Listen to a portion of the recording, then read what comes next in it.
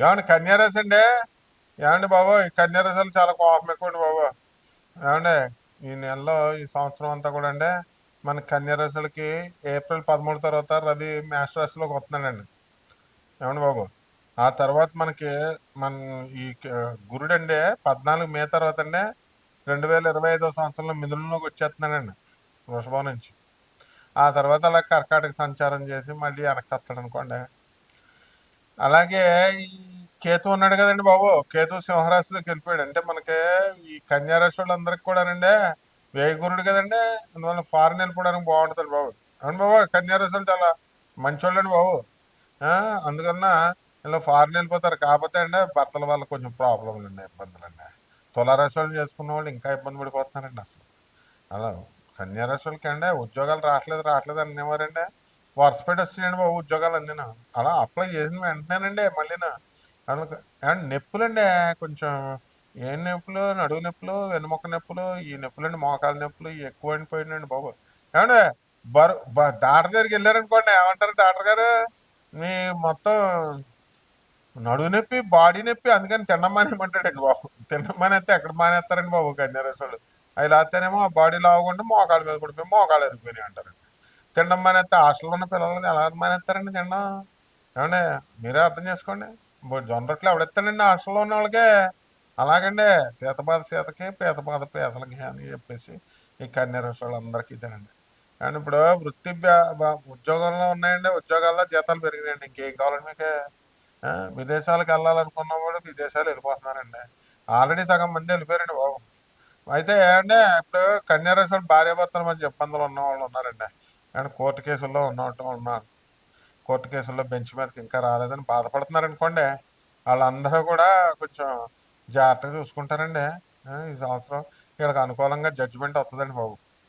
ఏమంటే ఇప్పుడు పిల్లలు ఉన్న వాళ్ళు ఉంటారు కదండి, వాళ్ళ విజిటింగ్కి జడ్జి గారు ఇస్తారనమాట.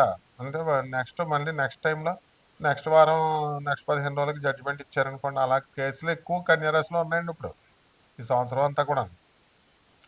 అలాగంటే ఇప్పుడు బిల్డింగ్లు కట్టాలనుకునే వాళ్ళు అంటారండి, ఇలా బిల్డింగ్లు కడతారండి. ఏమంటే ఇప్పుడు మీరు జాతకం చెప్పించుకునే వాళ్ళు అందరూ ఉన్నది ఉన్నట్టు మేము చెప్తాం, కానీ మీరు బిల్డింగ్లు కట్టాలా, ఇల్లు కట్టాలా అని ఎలా చెప్తామండి బాబు?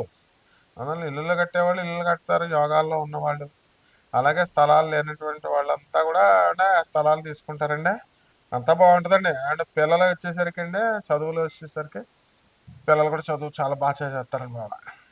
వీళ్ళకి ఫారెన్ ఏంటండి, ఇక్కడ మెడ్రాస్ వెళ్ళిపోతున్నారు అంతాను. మెడ్రాస్, బెంగళూరు అండి, హైదరాబాద్లో, రాజమండ్రిలో, బెజవాడలో మనకి ఏంటంటే కాలేజీలు లేవనుకుంటారు ఏంటండి. అంతా ఎస్ఆర్ఎం ఇలాగా అన్ని కాలేజీలు మెడ్రాస్ అని తీసుకుపోతున్నారండి.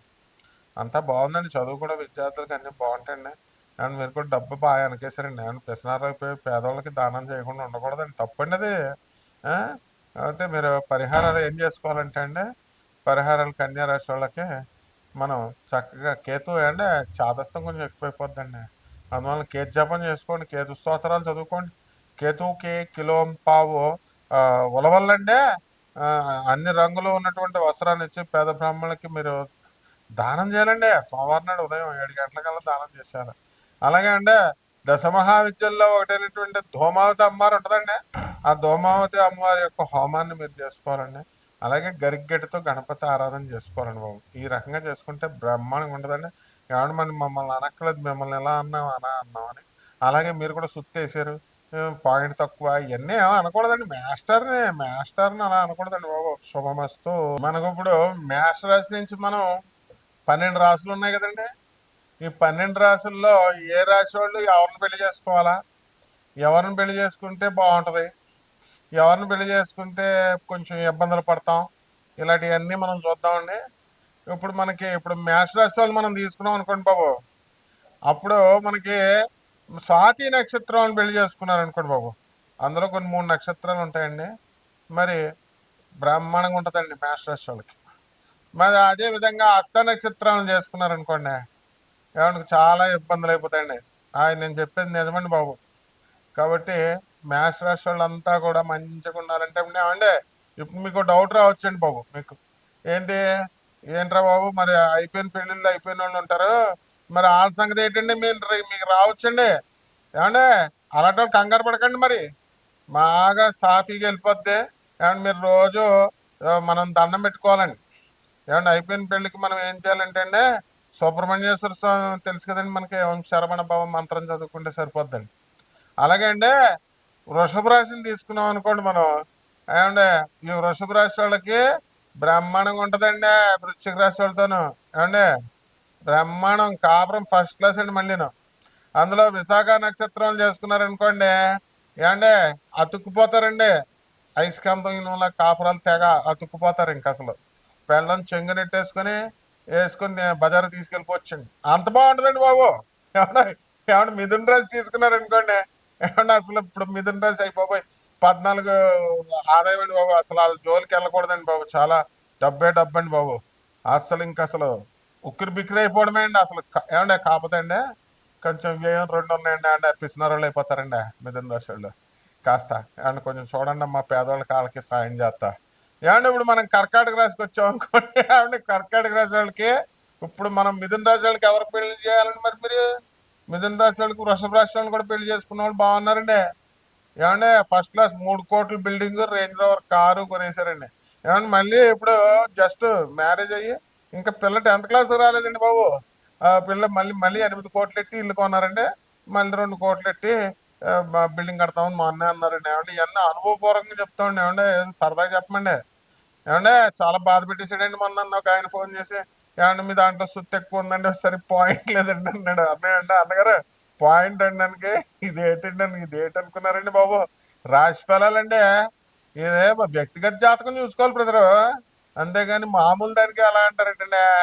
ఏమంటే ఇప్పుడు మనం కర్కాటక రాశి చూసాం అనుకోండి, వీళ్ళకి అంటే కర్కాటక రాశి వాళ్ళకి బ్రహ్మాండంగా ఉంటుందండి. మకర రాశి వాళ్ళు చేశారనుకోండి పెళ్ళి, మకర రాశి వాళ్ళు అయినా పర్లేదండి, మళ్ళీ మేష రాశి వాళ్ళు అయినా అండి అంటే అదిరిపోద్దండి. ఏమండి ఇంక మళ్ళీ అసలు సూపర్ అండి.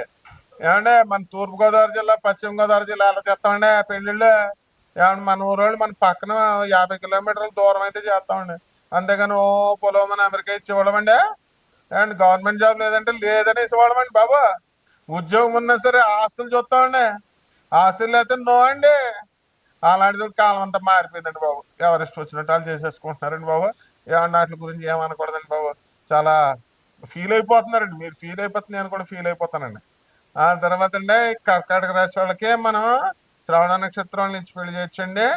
ఏమండి తర్వాత ధనిష్ట నక్షత్రం వాళ్ళు కొంచెం అండి అంటే సెకండ్ ప్రిఫరెన్స్ అండి. ఏమండి ఇప్పుడు మనం షష్టాష్టకాలు అంటారండి చాలామంది. మా బ్రదర్స్ ఉన్నారండి ఇండస్ట్రీలో టాపులు అండి వాళ్ళు. తోపులు టాపులు అండి. మరి వాళ్ళంతా షష్టాష్టకం అని డమేలని పడిపోయారండి బాబు వాళ్ళు. ఎందుకంటే షష్టాష్టకాలను చేసుకున్నారనుకోండి, పెళ్ళిళ్ళు పడిపోతాయి, కాపురాలు కూలిపోతాయి. ఆ షష్టాష్టకాల గురించి చెప్పిన వాళ్ళు వాళ్ళు కూడా డమేలు అయిపోయి ఇమేజ్ పాడైపోతుందండి. ఏమండి ఇప్పుడు మనం ఈ సింహరాశి వాళ్ళు తీసుకున్నాం అనుకోండి, అబ్బా భలే రాసిండి బాబు. అసలు సింహరాశి దానాలు చేస్తారండి. ఎంత మంచి వాళ్ళు సింహరాశి వాళ్ళు. ఏమంటే ఆ సింహరాశి వాళ్ళకి మనం ఎవరి నుంచి పెళ్లి చేయాలంటే అండి, వృషభ రాశి వాళ్ళ నుంచి పెళ్లి చేస్తే భలే ఉంటుందండి. డెఫినిటీ అతుక్కుపోతారండి ఒకళ్ళు. ఏమంటే ఏ ఊరు వెళ్ళినా సరే అండి పెళ్ళం లేకుండా ఊరు వెళ్ళండి, అంత బాగుంటుందండి. ఏమండి ఏ వస్తువు కొనుక్కోవాలన్నా అండి బాబా, చీరలు కానీ వాళ్ళ ప్యాంట్లు కడ్రాయలు కొనాలన్నా కూడా పెళ్ళం ఉండాలండి బాబు. సెలక్షన్ అంత అంత ఐక్యత ఉంటుందండి బాబు వీళ్ళకి. అయితే కన్యారాశి తీసుకున్నారనుకోండి, ఏమండి బాబా మళ్ళీ చెప్తున్నాను, ద్విద్వాస రాశులు వచ్చేస్తాయండి. కన్యారాశి అండి బాబాయ్ ఎట్టి పరిస్థితుల్లో మీరు తులారాశులకి ఇచ్చేయకూడదండి బాబు. ఒకవేళ అయిపోయింది అనుకోండి, ఏమంటే ఎటువంటి బాబు. ఆ తర్వాత మళ్ళీ అనవసరంగా కోర్టులు పంచాయతీలు ఇవి అలాగే మీరు పెద్ద మనుషులు చెప్పింది వినరండి, పోలీసు వాళ్ళు చెప్పింది వినరు, లాయర్లు చెప్పింది వినరు, ఆనరబుల్ జడ్జెస్ చెప్పేది కూడా వినరండి బాబు. మీకు మీరే మోనార్కులు.